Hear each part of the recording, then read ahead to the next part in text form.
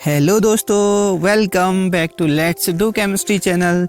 तो हमारे इस प्लेटफॉर्म में तो आपका बहुत सारा स्वागत है। फिर से हम केमिस्ट्री के कुछ चुनिंदा और जो इंटरेस्टेड और जो बार बार ट्रेंडिंग है एग्जाम के उन क्वेश्चनों को लेकर आए हैं। तो इन क्वेश्चनों को पढ़ना और कॉपी पेन लेकर बैठ जाइए, क्योंकि इसमें इंपॉर्टेंट चीज़ बताई जाएगी। कुछ शॉर्ट ट्रिक्स भी हम बात करेंगे, तो प्लीज़ कॉपी पेन लेके बैठ जाइए और इन पे हम डिस्कस करते हैं। और ये जो क्वेश्चन जो मैंने लिए हैं ये प्रीवियस ईयर में आए हुए हैं। तो केमिस्ट्री में कहीं भी कोई भी पेपर हो तो उसमें ये क्वेश्चन बार बार आते हैं, ठीक है।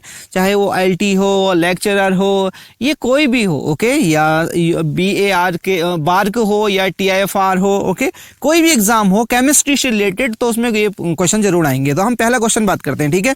तो पहला क्वेश्चन है, देखो दिख रहा है आपको, बेंजीन CO से रिएक्शन कर रहा है AlCl3 की प्रेजेंस में और बेंजिल्डिहाइड बना रहा है।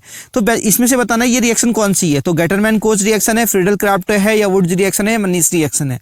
तो सबसे पहले देखो इसमें कार्बन मोनोऑक्साइड यूज हुआ है। तो कार्बन मोनोऑक्साइड का मैं एक ट्रिक बताता हूं आपको।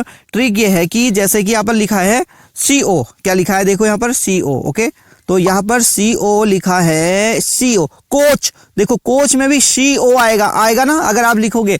तो अगर कहीं पर CO यूज हो रहा है बेंजीन में तो समझ जाना वो गेटरमैन कोच रिएक्शन है, ठीक है। तो यहां से आपको समझ में आ गया होगा ये गेटरमैन रिएक्शन है, ओके।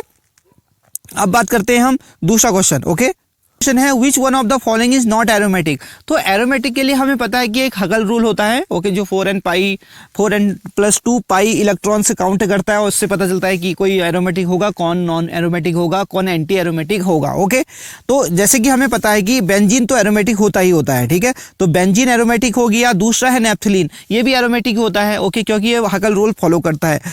जो डी वाला है पिरिडीन, ये भी ऑब्वियसली ये क्या होता है, हगल रूल को फॉलो करता है, जैसे ये एरोमेटिक होता है। लेकिन जो ये है, दिख रहा है आपको C वाला, तो ये एरोमेटिक नहीं होता। क्यों? क्योंकि ये हगल रूल कंप्लीट फॉलो नहीं कर पाता, 4n+2 पाई इलेक्ट्रॉन्स में वो नहीं होते, जिसकी वजह से ये एरोमेटिक नहीं होता है। तो हगल रूल को बहुत अच्छी तरीके से पढ़ लीजिए, क्योंकि उससे बार बार कंपटीशन में क्वेश्चन आते हैं, ओके। अब हम नेक्स्ट क्वेश्चन में चलते हैं।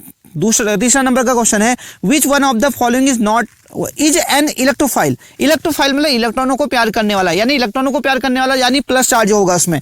तो पहला ऑप्शन OH नेगेटिव पॉसिबल नहीं है। दूसरा H2O, इसमें लॉन पेयर होते हैं तो ये भी पॉसिबल नहीं है। बी वाला, देखो बी वाला आपको नाइट्रोनियम आयन क्या दिख रहा है, पॉजिटिव चार्ज दिख रहा है, जिसकी वजह से यही आंसर होगा। All of these is not possible, okay. तो इलेक्ट्रोफाइल उसे कहते हैं जो इलेक्ट्रॉनों को प्यार करता है, और इलेक्ट्रॉनों को प्यार कौन करता है, वही करता है जिसपे पॉजिटिव चार्ज होता है, क्योंकि हम उसे प्यार करते हैं जो हमसे अपोजिट होता है, ठीक है। अगर हम गरीब हैं तो अमीर से प्यार करेंगे, अमीर है तो गरीब से प्यार करेंगे, अगर और ऐसे ही चलता है। अगर हम इंटेलिजेंट कम है तो इंटेलिजेंट पर्सन से प्यार करेंगे, हम इंटेलिजेंट ज़्यादा है तो हम जो इंटेलिजेंट कम है उनसे प्यार करेंगे, ओके। ये चलता रहता है, ठीक है, वाइस वर्सा वाला प्रोसेस। अब हम नेक्स्ट क्वेश्चन में चलते हैं।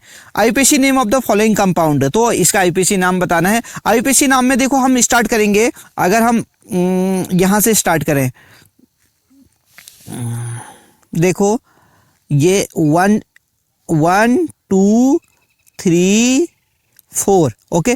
तो 2 पे क्या लगा है, 2 हो गया आइसोप्रोपाइल, ओके, और ये ब्यूट और 1 इन हो गया। तो A वाला इसका ऑप्शन सही हो जाएगा, ठीक है। A वाला ऑप्शन क्या हो जाएगा, सही हो जाएगा, ओके। तो A वाला ऑप्शन आपको सही दिख रहा होगा। तो कौन सा क्वेश्चन है, 2 आइसोप्रोपाइल ब्यूटीन 1 इन, ओके। IUPAC नेम में तो केमिस्ट्री वाले ऑब्वियसली अच्छे ही होते हैं, ओके। और अब हम पहुंचते हैं हम अगले क्वेश्चन में, और क्वेश्चन है the coordination number of the CO, यानी कोबाल्टिन कंपाउंड दिस। कोऑर्डिनेशन कंपाउंड क्या होता है, कोऑर्डिनेशन नंबर होता है जो कोऑर्डिनेशन कंपाउंड होते हैं इसमें लिगेंड के नंबर। तो इसमें लिगेंड कितने, देखो NH3, यानी अमोनिया के 4 हैं और क्लोरीन के कितने हैं, 2 हैं। तो 2 और 4 कितने हो गए, 6। तो इसका आंसर हो जाएगा B वाला, ओके। तो इसके 6 कोऑर्डिनेशन नंबर। तो कोऑर्डिनेशन नंबर क्या होते हैं, जो भी सेंट्रल मेटल एटम होता है उसके चारों ओर जो लिगेंड होते हैं उनको कोऑर्डिनेशन नंबर कहते हैं, ठीक है। नेक्स्ट क्वेश्चन है which one of the crystalline form the carbon. Carbon का crystalline form, coal, charcoal, diamond, all of these. तो coal is not possible, coal amorphous होता है, चारकोल भी एमरफस होता है, ये भी क्रिस्टलाइन, क्योंकि देखो सॉलिड 2 प्रकार के होते हैं, एक एमरफस होता है, दूसरा क्रिस्टलाइन होता है। तो diamond is right answer. Diamond जो होती है वो क्रिस्टलाइन फॉर्म होती है, और कोल एंड चारकोल क्या होता है, वो एमरफस फॉर्म होती है, किसकी, कार्बन की, ओके। नेक्स्ट क्वेश्चन देखो, विच one of the following has zero bond order. तो जीरो बॉन्ड ऑर्डर में किस में होता है, देखो हीलियम और हीलियम, हीलियम क्या है, मोनोएटॉमिक गैस है, तो हीलियम के साथ जुड़ के कोई बॉन्ड नहीं बनाता, हीलियम हमेशा He रहता है, ठीक है, He2 कभी पॉसिबल नहीं होता है। तो option B is right answer, इनके बीच बॉन्ड ऑर्डर क्या होगा, जीरो होगा, यानी हीलियम का एटम हीलियम के एटम से मिलेगा, उनके बीच कोई बॉन्ड फॉर्मेशन नहीं होगा, तो जहां बॉन्ड फॉर्मेशन नहीं होता उसे जीरो बॉन्ड ऑर्डर बोलते हैं। ओके, तो option B is right answer. Next question में चलते हैं, which one of the following catalyses the reaction of conversion of glucose to ethanol. Ethanol मतलब शराब, ओके, जाम, जिसको जाम भी कहते हैं, शराब को तुमने सुना होगा कि जाम कहते हैं ना, जाम, ओके, तो ग्लूकोज से आपको जाम बनाना है, तो जाम से याद रखना जाइमेज, जाम से क्या याद रखना, जाइमेज, तो जाइमेज इसका राइट आंसर हो जाएगा। तो जाम बनाने के लिए हमको जाइमेज एंजाइम की जरूरत पड़ती है, ठीक है, तो ग्लूकोज इनटू एथेनॉल क्या होगा, जाइमेज is right answer. Okay, next question में चलते हैं, the rate law for a reaction is dx upon dt is equal to k p to power 0 q की पावर 1 r की पावर 2।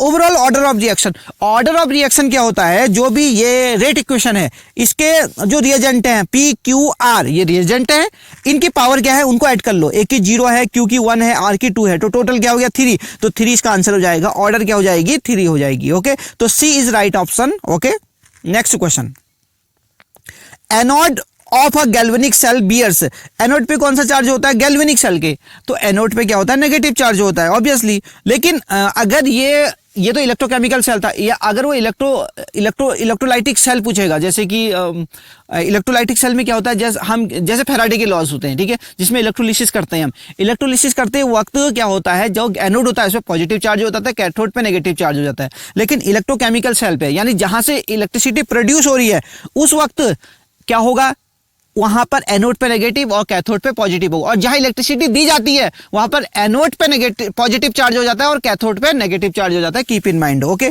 तो option B is right answer. Next question की ओर चलते हैं, ठीक है, entropy S and probability W R related to, बहुत इंपॉर्टेंट क्वेश्चन है, ठीक है, इसका राइट ऑप्शन होगा बी वाला। ओके, बी वाला इसका राइट ऑप्शन है, S is equal to K log W. Okay, keep in mind B is right answer, ठीक है।